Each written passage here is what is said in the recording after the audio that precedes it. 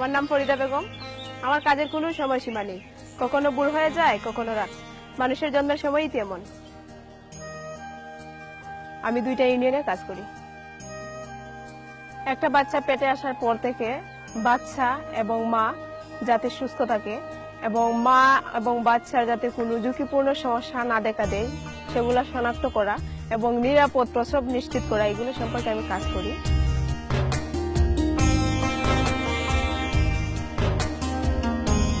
বাচ্চা জন্ম নেওয়ার সময় আমি মা এবং বাচ্চার পরিচর্যা করি বলে সবাই আমাকে সম্মান করে।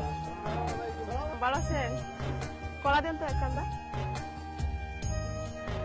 আমি শুধু একজন মাকে গর্ভকালীন সেবাই দেই না, যেমন গর্ভকালীন সেবা এবং প্রসবকালীন, প্রসব পরবর্তীকালীন এবং একটা নবজাতকের যত্ন সম্পর্কে এবং ফ্যামিলি প্ল্যানিং সম্পর্কে মহিলাদেরকে পরামর্শ দিয়ে থাকি। মেনস্ট্রুয়াল সাইকেল সম্পর্কে তাদেরকে পরামর্শ দেই। তারপর হচ্ছে যে রেপ সম্পর্কে বা ভায়োলেন্স সম্পর্কে, ডোমেস্টিক ভায়োলেন্স সম্পর্কে, এগুলো সম্পর্কে পরামর্শ দিয়ে থাকি। আপনারা শুনেন মহিলাদের জন্য কি কি পদ্ধতি আছে।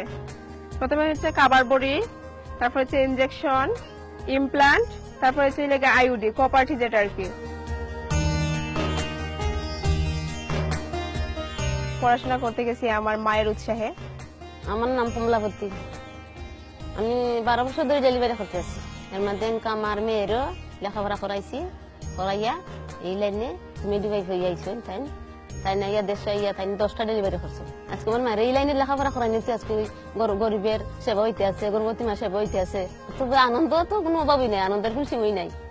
নবজাতকের জন্ম এই পৃথিবীতে একটা সুন্দর মুহূর্ত। একজন মিডওয়াইফই পারে মায়ের জীবন বাঁচাতে, একজন মিডওয়াইফই পারে নবজাতকের জীবন বাঁচাতে। তো এটাকে আমরা কোনোভাবেই অবহেলা করতে পারি না। আমাদের থিওরিটিক্যাল ক্লাস ছিল, তারপর হচ্ছে আমাদের প্র্যাকটিক্যাল ক্লাস। প্রথমে আমরা ক্লাস করি, ক্লাস করার পরে তখন আবার আমরা কোনো কমিউনিটিতে গেছি বা কোনো ক্লিনিকে গেছি, গিয়ে সেখানে পেশেন্টদের সাথে সরাসরি কন্ট্যাক্ট করছি যে একটা মাকে কিভাবে সেবা দিতে হবে।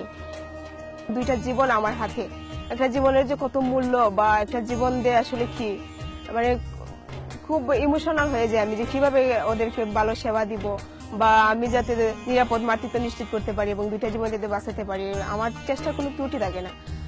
আমি আমার টিচাররা যা শিখিয়েছেন বা আমি যা শিখছি, আমার প্রত্যেকটা জিনিস আমি কাজে লাগাই বা প্রয়োগ করে ওদের জীবন রক্ষা করতে বা ওদের সেবা দিতে চেষ্টা করি।